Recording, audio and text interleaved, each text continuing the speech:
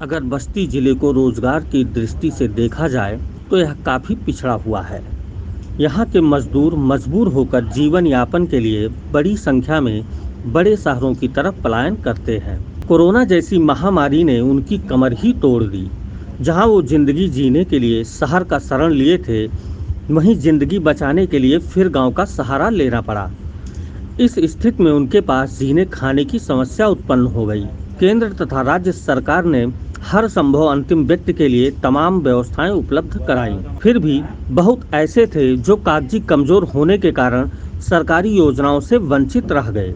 ऐसे लोगों की मदद के लिए तमाम समाजसेवी निकलकर सामने आए, लेकिन कप्तानगंज विधानसभा के फरेंदा गांव निवासी उत्तर प्रदेश कताई मिल महाप्रबंधक वीरेंद्र मिश्रा सेवा का बीड़ा ही उठा लिए और कोई भी भूखा न सोए के तहत हर व्यक्ति की मदद के लिए अपना दरवाजा खोल दिए।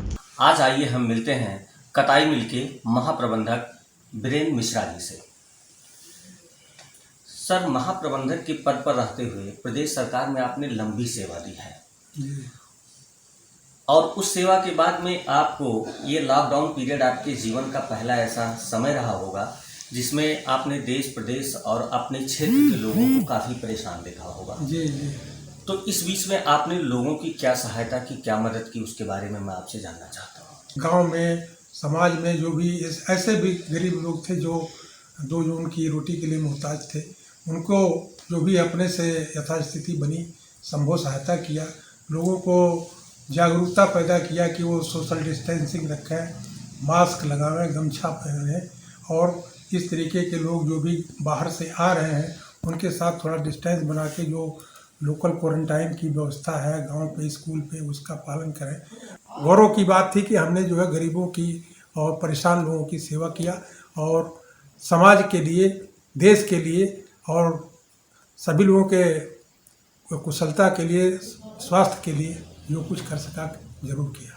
जी सर, लॉकडाउन का तो अभी कुछ कहा नहीं जा सकता कितना लंबा जाएगा, क्यों ऐसी बीमारी ही ऐसी है। तो इस लॉकडाउन पीरियड में आपने क्या योजना बनाई है, क्योंकि आपके पास लोगों की आने वाली भीड़ कम नहीं होगी। कि बहुत सारी मदद तो गवर्नमेंट के स्तर से हो ही रही है जी। और मैं ये भी देख रहा हूँ कि गवर्नमेंट के स्तर से जो मदद हो रही है लाभ भी नीचे जनता को मिल रहा है। लेकिन अब ये है, ठीक है, ये इतनी बड़ी व्यवस्था है कि जिसको तत्काल आपातकाल में इसको संचालित किया जाना इतना आसान भी नहीं है। कहने के लिए लोग कुछ भी कहते हैं, लेकिन सरकार की व्यवस्था बहुत अच्छी है। लेकिन लोकल स्तर पे उसको किस तरीके से कार्यान्वित किया है उसमें थोड़ी बहुत त्रुटि होती रहती है। लेकिन हम लोग समाज के लोग बैठे हैं, उसको गति देने के लिए समाज और जो प्रशासन है उसको सहयोग करने के लिए कि व्यवस्थाएं सही तरीके से चलें। हमसे भी अपना निजी स्तर पे भी जो हो सकता है लोगों को समझाते हैं, बताते हैं और ये बताते हैं कि इसी के साथ अभी कुछ दिन जीना है। जब तक कोई वैक्सीन नहीं बनती, जब तक कोई उपचार नहीं है, इसी के साथ अपने को ढलना है। तो सोशल डिस्टेंसिंग और जो रहने का सबका स्तर है उसको उस तरीके से सुधारना होगा। कैमरामैन तौफीक के साथ आशुतोष ओझा की रिपोर्ट।